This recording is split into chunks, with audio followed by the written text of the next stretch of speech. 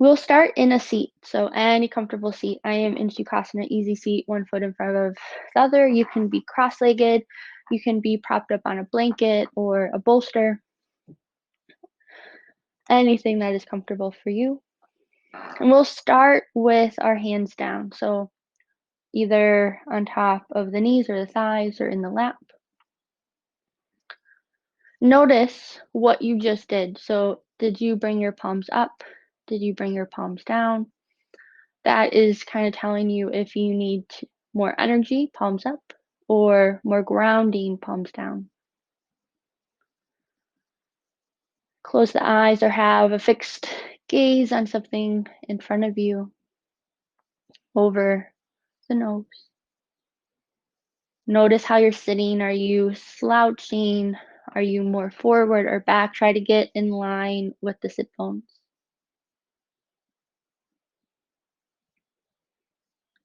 Letting the shoulders relax down and back. Maybe tucking the chin just slightly, finding that length through the crown of the head. Once you find that comfortable seat, welcome yourself to the moment. Start to tune into your senses. Do you hear sounds around you or far away? Are there tastes lingering on your tongue? Can you pick up on any scents?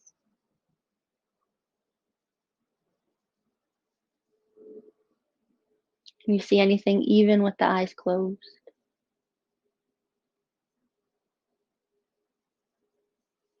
Can you feel the weight of the body? Can you feel where you're making contact with the ground? Can you feel the air on your skin or the texture of your clothes?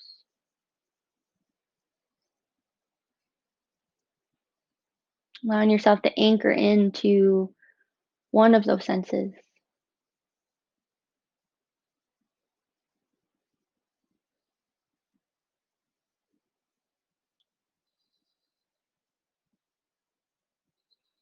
And then noticing how your breath feels.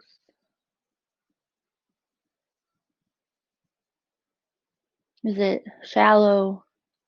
Is it fast paced? Is it uneven?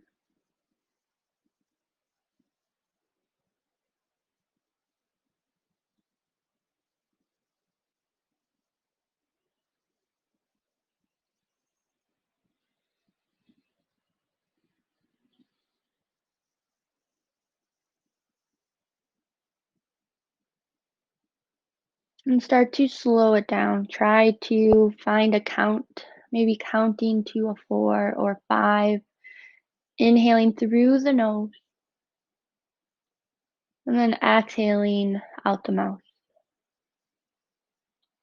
See if you can find that count on the inhale and the exhale, trying to find that balance.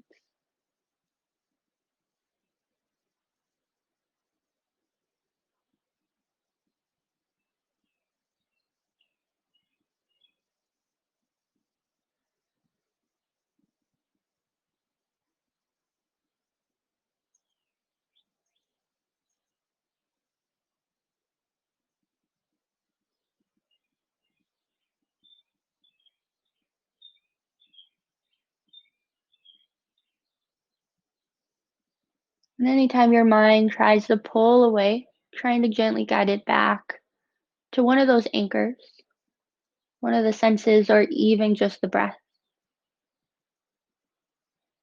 And keeping that going throughout the whole practice.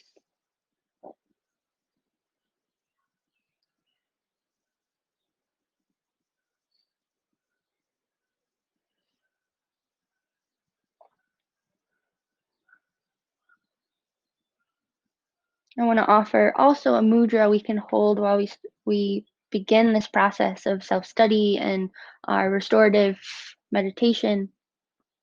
Bringing the hands together, kind of like Namaste or Anjali Mudra in front of the heart. Palms pressing together, fingers pressing together. And then you're going to bring the knuckles out away to make a triangle. And you're gonna tuck the thumbs in between the palms, and then have the knuckles touch. And then the thumbs kind of rest at the base of um, the pointer fingers inside, and then you close the thumbs next to each other. So you're making this triangle, and you're still holding this in front, thumbs in towards you, elbows relaxed to the side, in line with the heart. And coming back to that breath, that holding this mudra equals the breath on each side, each nostril.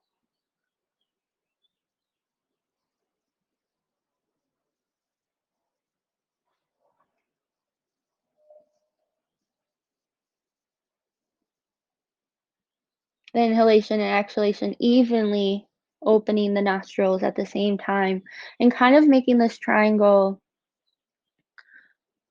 in front of the face. So it in through one nostril up to the third eye, down to the other nostril, out and in. So we're kind of making this triangle shape, maybe activating the third eye, which is that center of clarity.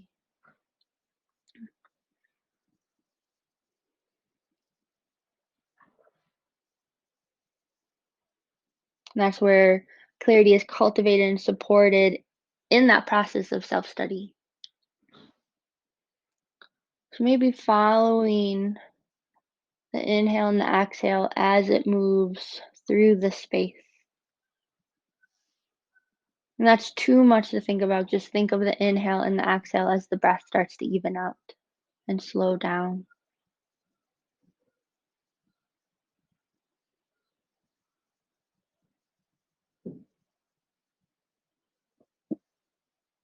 And this may be a bit energizing since we are bringing the energy up into the crown, into the third eye. So bringing that energy from the earth up.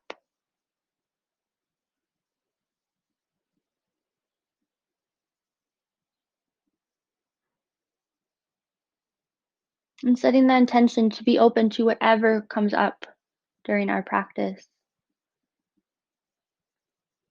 One of the sutras is study the self, and self with the capital S.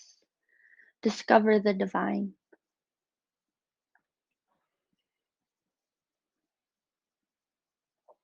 Sometimes it's uncomfortable to look within, and that's why we are prone to avoid it. But this is a process that we cannot overlook, we can't avoid if we want to move further into our spiritual practice and our journey.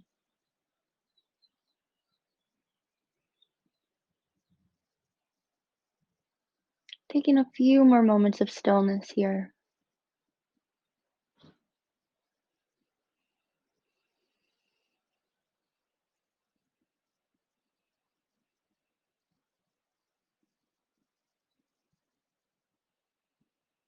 Noticing any shifts or changes as you hold this and start to arrive.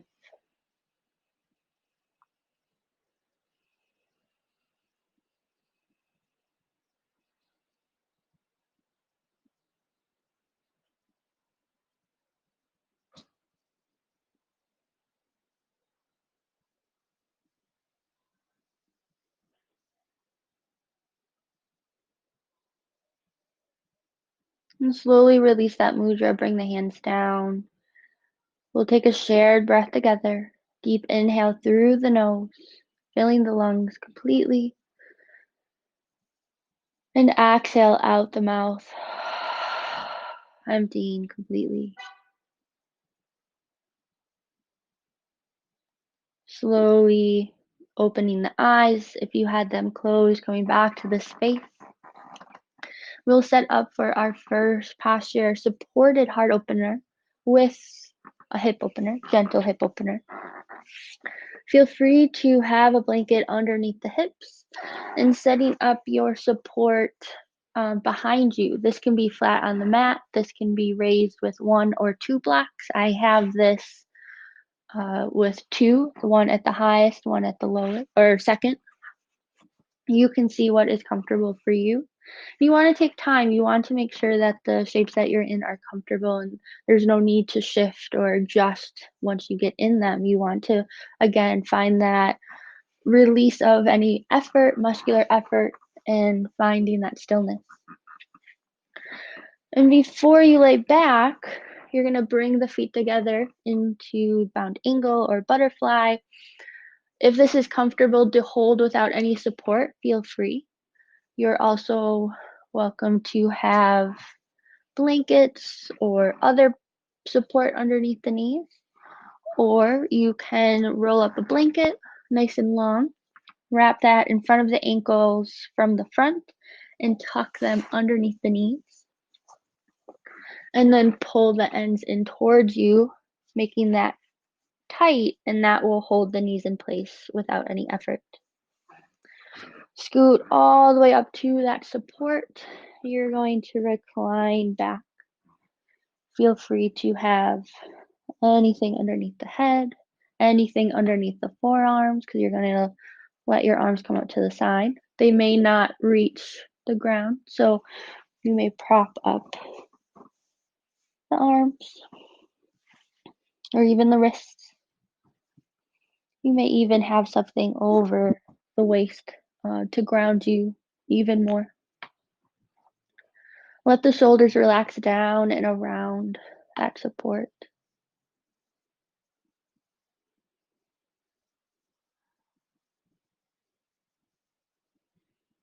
And close the eyes here, maybe even have an eye pillow or something over the eyes to allow yourself to tune away from everything. Let yourself get heavier and heavier, having a moment to take a body scan, noticing if you're holding or gripping anywhere. You tend to hold it in the chest, the shoulders, the stomach, the jaw, the forehead. Allow yourself, tell yourself it is okay to let go. You're safe, you're grounded.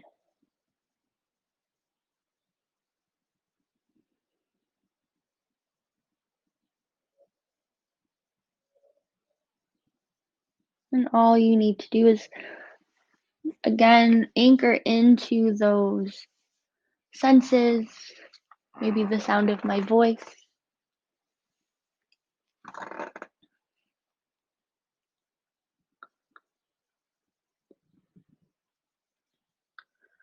And when your mind pulls away, allow it to come back.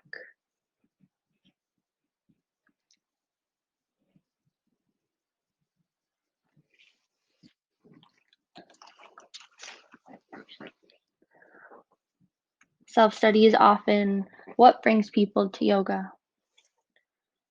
It offers one path to knowing yourself a bit more, understanding your compulsions and habits, and moving towards a higher, clearer version of yourself. And I did mention self-study is not optional. It is a requirement for this path, for this journey. It can be exciting or terrifying to dive within. There's nothing to fear from looking inside, though. There's It's a chance to use meditation and moving on your mat or the stillness to bring growth and reflection. I like to say that yoga introduces you to yourself. If you think of an artist who is sculpting and is chipping away all what isn't the piece of art that is within, or the artist is stripping that all away and getting to the core of what the art is in that block. So your yoga, you're shedding all the layers, you're going through all the sheaths, which are the koshas, and you're trying to get to the core of who you are. Yoga introduces you to yourself, giving you a chance to know yourself better, to get to know your body as you move, to to get to know yourself as you rest in stillness, and to get to know your mind as you meditate. And in these moments of stillness or rest, yoga doesn't stop. It's here that yoga begins. So ask yourself, what conversation is your mind having in the background? This conversation with yourself is the practice. You're here to learn something about yourself.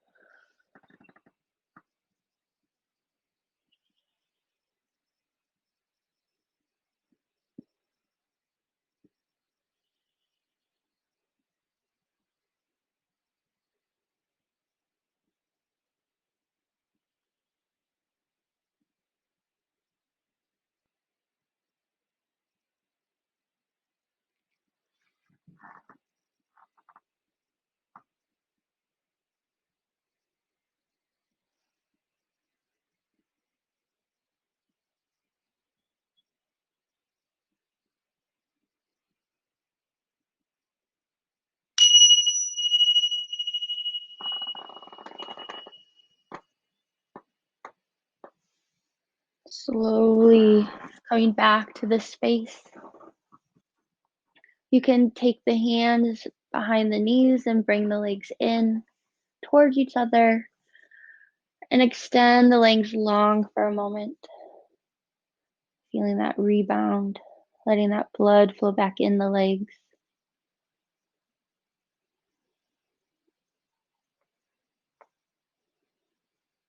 You can point the toes.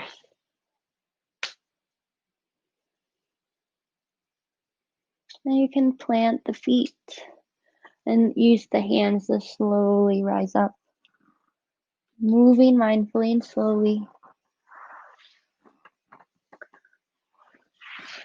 Our next shape will be a supported child's pose. So you can keep that support exactly how it is, unless you want to bring it up higher or move it lower. You'll bring the knees wide and bring the big toes to touch or aiming to touch. Feel free to have a blanket underneath the knees. You can also have a blanket in between the legs, underneath the top of the feet, and also keeping that for the cheek, or one for the cheek. You want to be able to fold forward to rest the whole torso on that support. So making any adjustments here that you need to. There's no rush to get into the shape. If you have glasses on, you can take them off. And you want to come to one cheek, and I'll tell you halfway to turn your gaze the opposite way, so it doesn't matter what side you start on. And you want the torso to rest completely, so when you breathe, it fills the side body and the back body. So the first pose, we open up the chest and the shoulders, kind of shifting, correcting the posture. And now we're going to open up the back body and the side body, the front of the heart, the back of the heart. So allowing yourself to sink, trusting the props are there to hold you.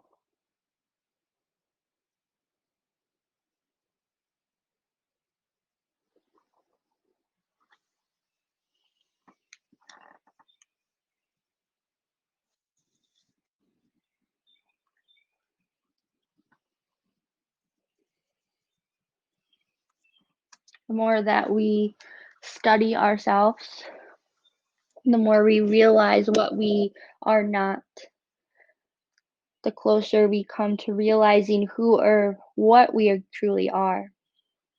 By studying the self and recognizing our habits and thought processes, we realize how much of what we do and think is far from who we really know who we are. When we listen to the ego, we often do things that don't always align with our true beliefs or intuition.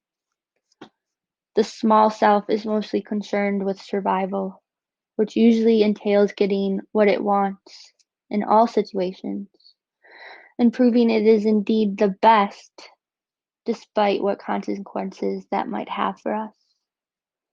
The small self judges, criticizes, fears, conditions, doubts, and essentially the cause of the fluctuations of the mind, or that monkey mind, when our thoughts are jumping to one thing at another. And sometimes that happens when we're in a restorative pose, or where we sit down to meditate and our mind goes nuts. It's like we have multiple tabs open, like an internet browser, and it's noticing and being mindful of what those thoughts are. We don't want to necessarily empty the mind. We want to notice what those thoughts are, being mindful of them, and then either letting go or dealing with what those are. Usually they are things that we are trying to put aside or push down and not deal with.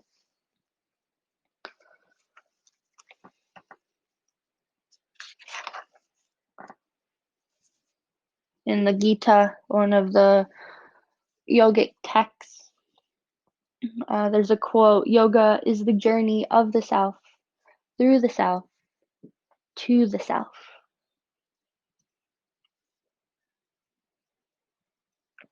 And this is not going to be something that is one and done and you reached enlightenment. This is a lifelong practice. Yoga is a lifelong practice.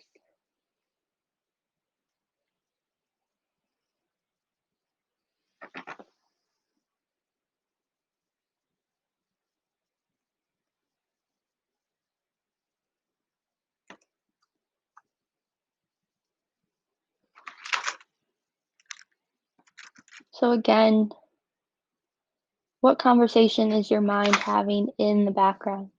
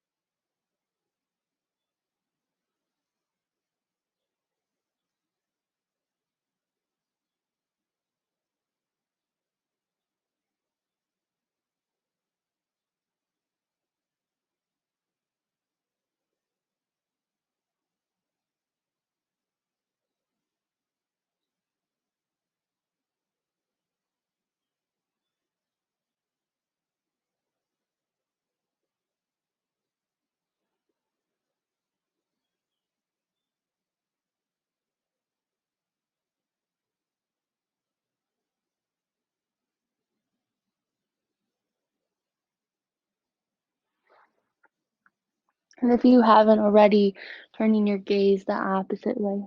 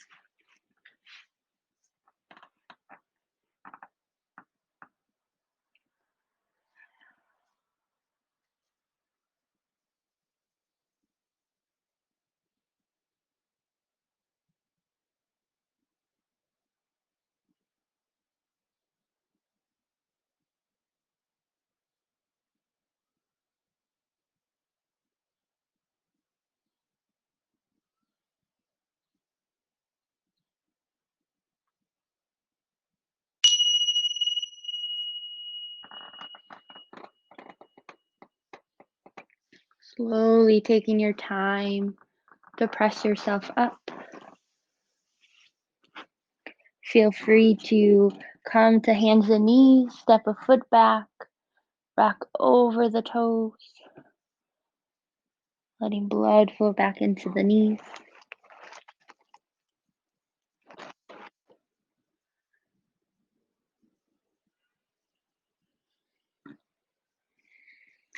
And here, yogis have a choice if they want to come to the wall and do legs up the wall, or if you have this setup, you can just spin around,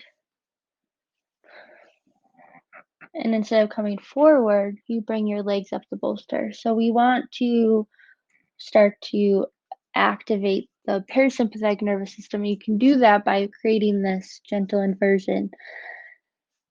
Not everyone can do 90 degrees with legs up the wall based on how tight their hamstrings are, and you can come to the wall more at an angle if you prefer that, or again, come to lazy bones, legs up, the support. If you're having trouble keeping your legs up, this makeshift ramp, you can always swaddle the legs with a blanket, keeping that tight. And you can keep this underneath the hips and also have something underneath the head as you lay down. It is easier for me to demo this than legs up the wall, so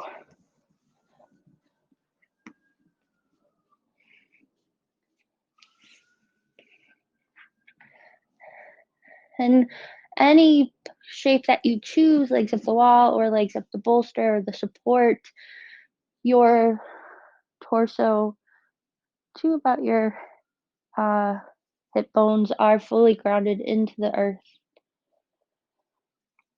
Your shoulders are relaxed, your head is relaxed, your arms can be wherever feels right.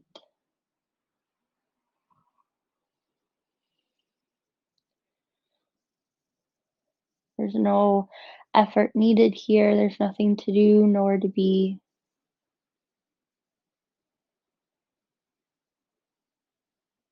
Again, if the mind pulls away, bringing it back to the breath, maybe that triangle. In through one nose up to the third eye, in between the eyebrows, and out the other nostril. Giving your mind something to focus on.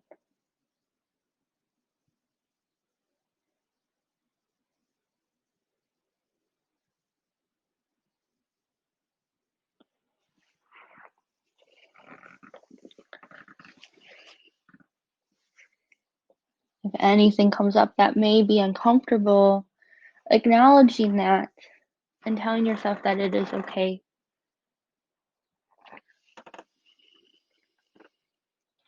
Noticing those feelings and those emotions, those thoughts.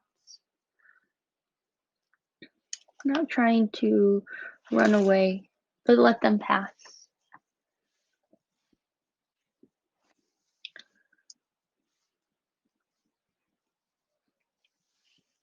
By paying attention to and studying ourselves and these thoughts, we can become more aware of the things we do that harm us and also those which serve us and bring us closer to that process of yoking, which is what yoga, the word yoga means, is to yoke or unite with the true self, with a capital S.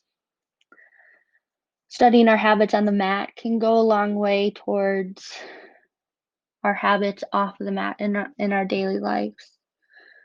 The way in which we practice is reflective of the way we practice life. When we are on our mat, we have to pay attention. There's nothing there to take our minds away from ourselves. We're not on our phones. We're not watching the news. We are the only one there.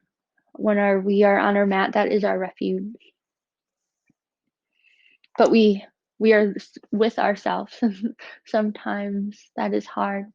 Definitely in a restorative class, we're alone with our thoughts. You want to watch your thoughts. They become words. Watching your words, they become actions. Watching your actions, they become habits. Watching your habits, they become character. Watching your character, for it becomes your destiny.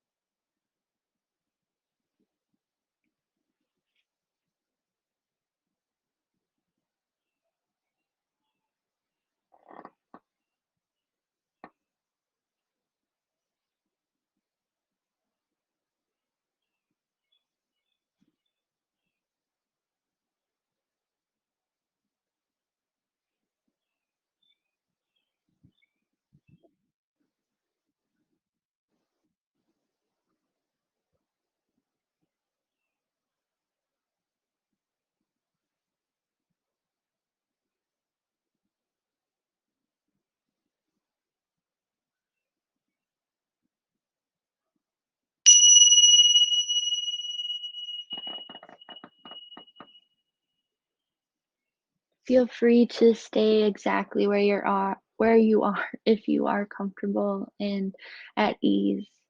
If you would like to come away from the wall or bring your legs down from the bolster, feel free. Coming into final rest for the remainder of practice. You can simply stay on your back, but bring that bolster or support or even roll blanket to have underneath the knees. You can still have something underneath the head, maybe cover up with something, and just making it your Shavasana. There's no right or wrong way to take final rest. It is just a shape of no effort, no energy.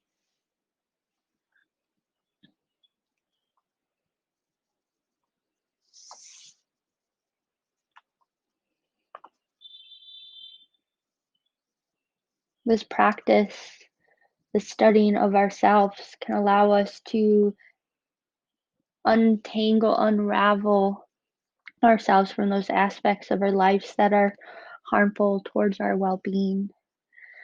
This practice requires satya, which is honesty, tapas, which is discipline, and ahimsa, which is nonviolence.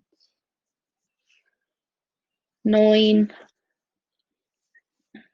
ourselves is true, or knowing others is intelligence. Knowing yourself is true wisdom. Mastering others is strength. Mastering yourself is true power.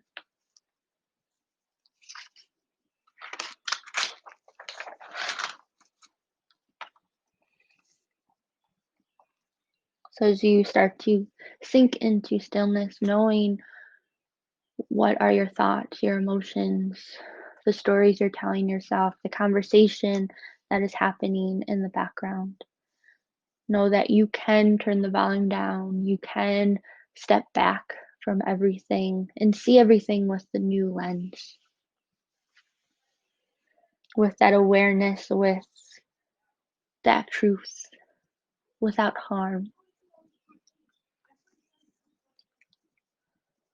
To know thyself, an admirable occupation, demands internal honesty and space to self-study, turning attention inward through silence or sound, external sensory deprivation, thoughtful quietude preludes introspection, accomplishing self-knowledge, then being true, heady combination, facilitating self-exaltation. Know thyself, be thyself, love thyself, a natural progression to authentic you.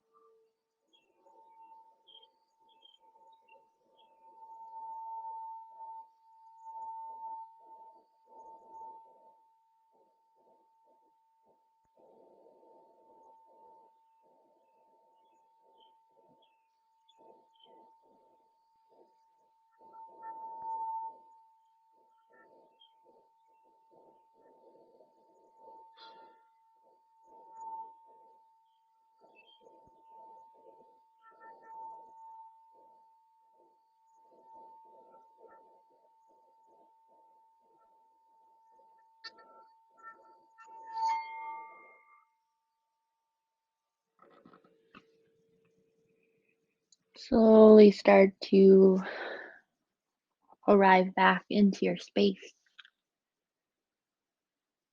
coming back to your body and your breath,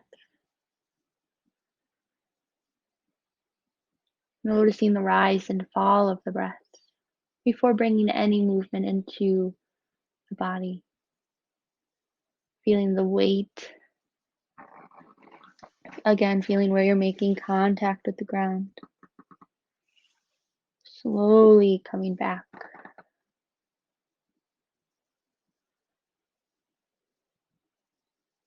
And slowly start to bring movement into the fingers and the toes. Maybe taking a full body stretch, reaching the arms up and overhead, reaching through fingers and the toes.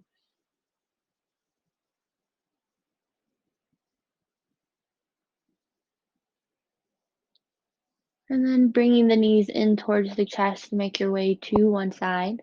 The right side is more energizing, the left side is more relaxing. Pausing here to maybe feel the shifts and the changes that occurred, either with the practice, the mudra, the breath work, the intention, thus cultivating that self-study. Maybe you got a moment of clarity. Maybe you feel a sense of lightness or freedom with that space that you created. Maybe inspired.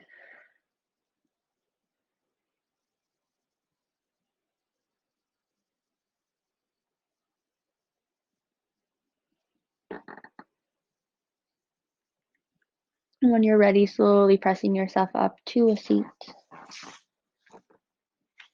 taking your time and allowing yourself to just have a moment to be processing and taking in your practice.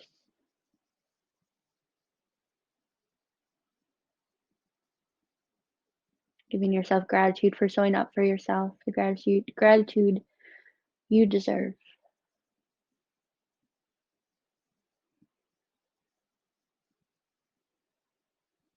And bringing the hands together in Anjali Mudra in front of the heart.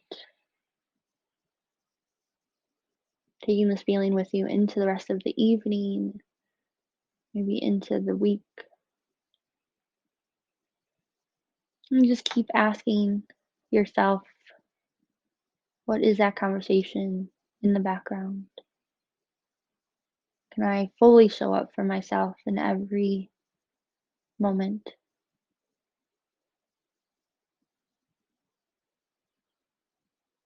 We'll seal this with a shared breath. Take a deep inhale in. An audible sigh, let it go. From my heart to yours. Namaste.